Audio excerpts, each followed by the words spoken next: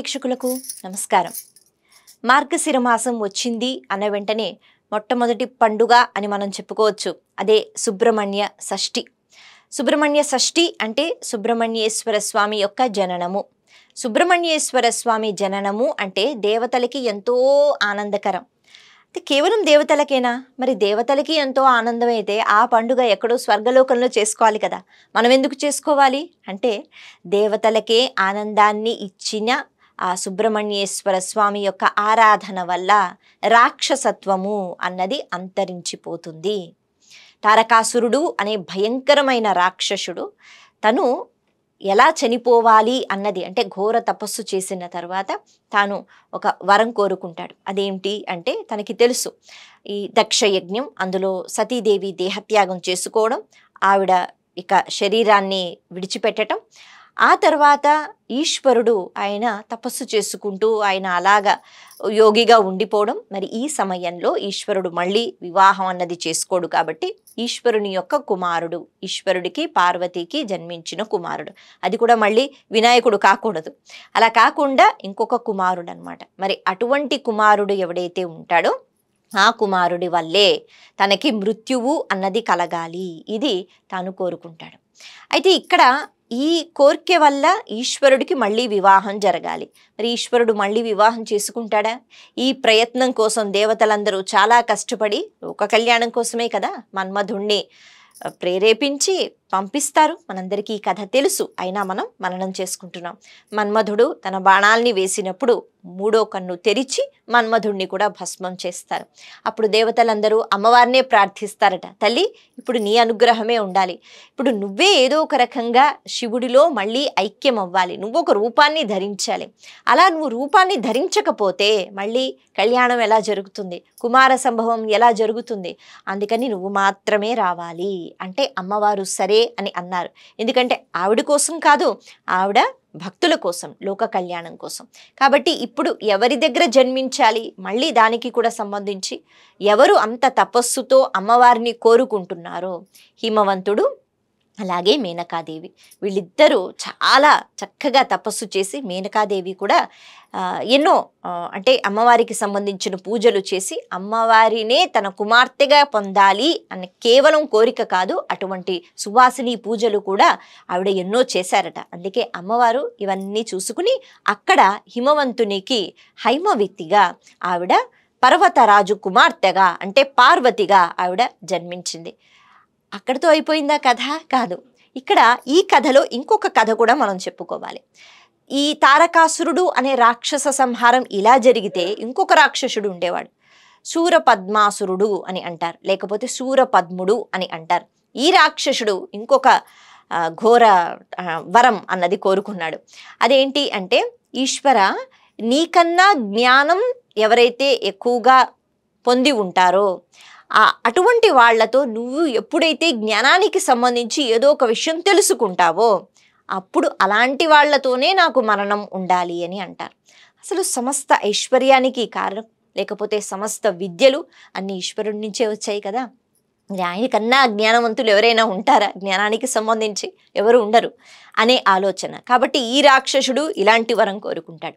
ఇప్పుడు ఈశ్వరుడికి కుమారుడుగా జన్మించిన వాడు బ్రహ్మజ్ఞాని అయి ఉండాలి. ఎందుకంటే ఈశ్వరుడే జ్ఞానానికి సంబంధించి ఏదో ఒక విషయం నేర్చుకోవాలి అంటే అంత జ్ఞానం ఉండాలి కదా.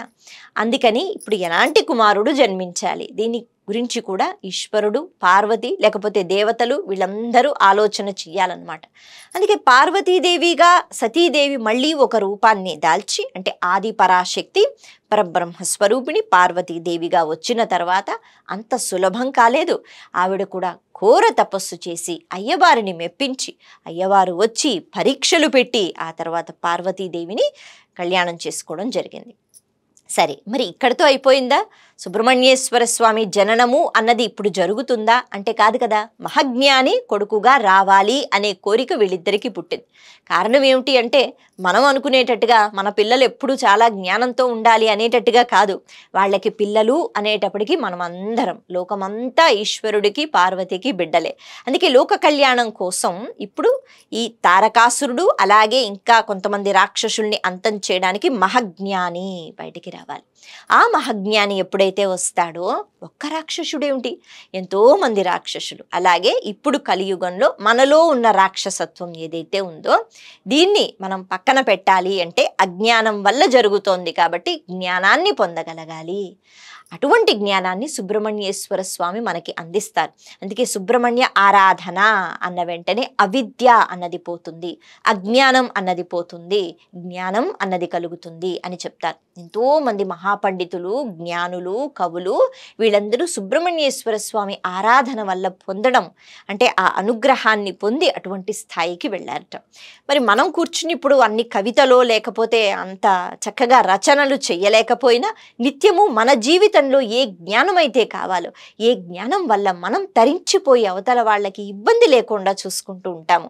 ఎందుకంటే మన అజ్ఞానం వల్లే కదా అవతల వాళ్ళని మనం బాధ పెడుతూ ఉంటాం. మనం అనుకుంటాం మనం చేసిన పని సరైనది అని, కానీ అందులో ఎంతో అవిద్య, అజ్ఞానం ఉంటాయి. అందుకనే అటువంటి పరబ్రహ్మ స్వరూపమైన మహాజ్ఞాని, బ్రహ్మజ్ఞాని కుమారుడిగా రావాలి. అయితే సనత్ కుమార మహర్షి అని ఒక మహర్షి ఉన్నారు. ఆయన బ్రహ్మజ్ఞాని, ఆయన బ్రహ్మ మానస పుత్రుడు.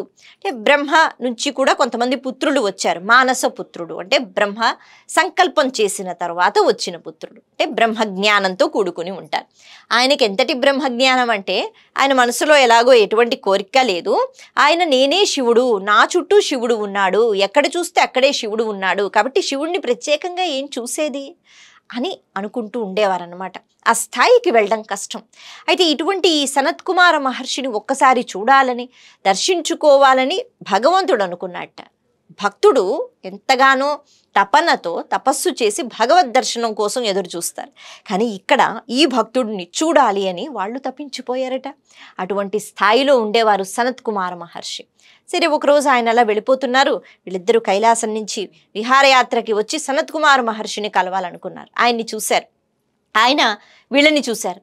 చూసి చూడనట్టుగా ఆయన వెళ్ళిపోతున్నారట. ఎందుకు అంటే ఆయన సంధ్యావందనం చేసుకోవాలి, ఆయన పూజ ఉంది.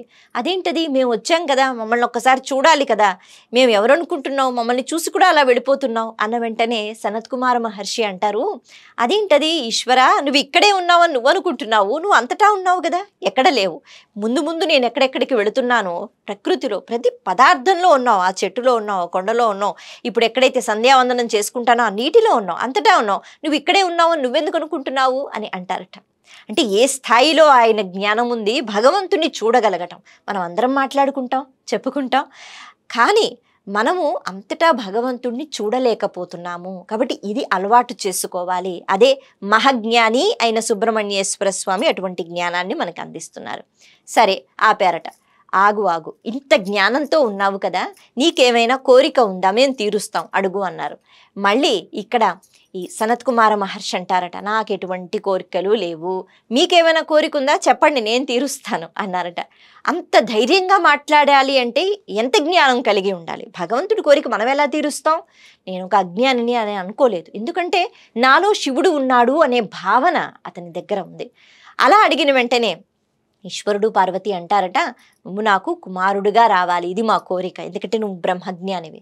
అవునా, సరే, అయితే అమ్మ నువ్వేమనుకోకు, నేను అలా గర్భావాసం చేసి స్త్రీ యొక్క గర్భంలో ఉండి ఒక 9 నెలలు ఆ తర్వాత రావాలి అని నేను అనుకోవట్లేదు, నాకు అలా ఇష్టం లేదు, కాబట్టి నేను కేవలం ఈశ్వరుడికే కుమారుడిగా వస్తాను, నీకు రాను అన్నారట. అలా ఎలా కుదురుతుంది? తండ్రి కావాలి, తల్లి వద్దు అంటే ఎలా? మరి ఆ గర్భంలో నేను ఉండను అంటే ఎలా మోసేది, ఎలా కనేది? పార్వతీదేవి సరేలే ఏదో ఒకటి, నువ్వు కుమారుడిగా వస్తే చాలు అని ఆవిడ అనుకున్నారు. ఇప్పుడు సనత్ కుమార మహర్షి కుమారుడిగా వస్తాడు, ఈశ్వరుడికే కుమారుడిగా రావాలి, పార్వతీదేవి యొక్క గర్భంలో ఉండకూడదు, కానీ పార్వతీదేవికి కుమారుడిగా ఉండాలి. ఇన్ని చిక్కులు వచ్చి పడ్డాయి.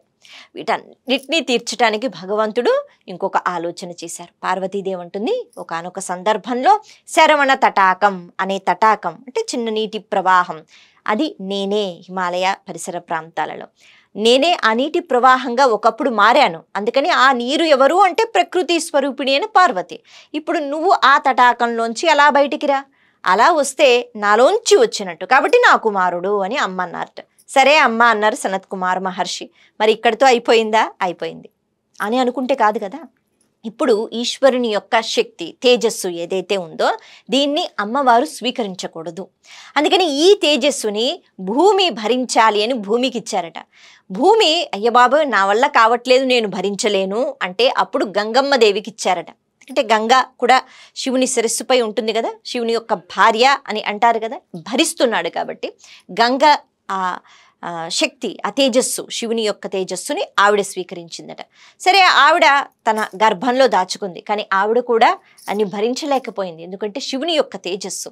ఇప్పుడు ఏం చేయాలి అంటే దేవతలు చెప్పారట, ఇది ఇలాగే జరగాలి.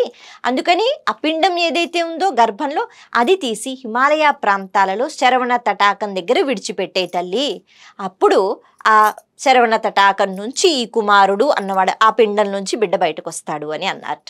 ఎందుకంటే ఇది ఇలాగే జరగాలి కదా. సరే అని గంగమ్మ తల్లి ఆ పిండాన్ని తీసుకుని వెళ్ళి శరవణ తటాకం దగ్గర విడిచిపెట్టేస్తే ఆ తటాకం నుంచి బయటికి వచ్చాడు. ఎందుకు అంటే ఆ తటాకం పార్వతీదేవి.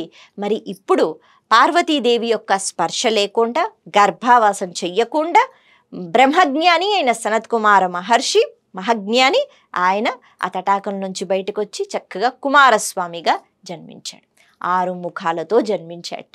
అప్పుడు కృత్తికలను పిలిచి పాలు ఇవ్వమని వేడుకుంటే దేవతలు వాళ్ళందరూ పాలిచ్చారట. అలా పుట్టిన వెంటనే యవ్వనంగా ఒక 16 సంవత్సరాల బాలుడి రూపంలో కుమారస్వామి వచ్చేశారు. అలా వచ్చిన వెంటనే చక్కగా సైన్యాన్ని అప్పచెప్పారు. ఎందుకంటే ఇప్పుడు ఆయన యుద్ధం చేయాలి.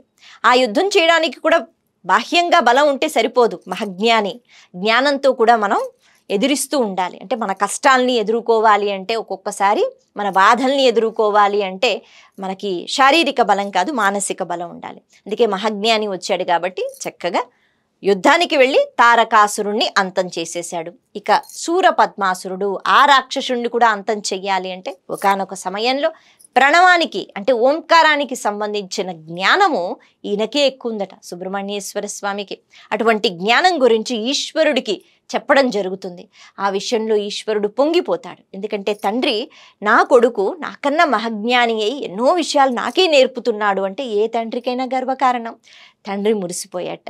ఆ స్థాయిలో ఇప్పుడు నువ్వు ఈ రాక్షసుణ్ణి కూడా అంతం చేసే స్థాయికి వెళ్ళావు అంటే తన జ్ఞానంతో కుమారస్వామి ఇప్పుడు మహాజ్ఞాని కాబట్టి ఈశ్వరుడికే ప్రణవం గురించి బోధన చేశారు కాబట్టి ఆయన శూరపద్ముడు అనే రాక్షసుణ్ణి కూడా అంతం చేశారు. అలా కుమారస్వామి జననము అంటే కేవలం 1-2 రాక్షసుల్ని కాదు, రాక్షసత్వాన్ని బ్రహ్మజ్ఞానంతో, మహాజ్ఞానంతో, అంతటా భగవంతుడు ఉన్నాడు అనే జ్ఞానంతో మనలో ఉన్న రాక్షసత్వాన్ని అంతం చేసుకోగలగాలి అంటే సుబ్రహ్మణ్య స్వరూపాన్ని ఆరాధించాలి. అటువంటి సుబ్రహ్మణ్య షష్ఠి రోజు సుబ్రహ్మణ్యుణ్ణి మనం ఇదే కోరుకోగలగాలి. అలాంటి జ్ఞానంతో మనం ఏదైనా సాధించవచ్చు. తద్వారా రాక్షసత్వాన్ని, మనలో ఉన్న రాక్షసత్వాన్ని అంతం చేసుకోవచ్చు. నమస్తే.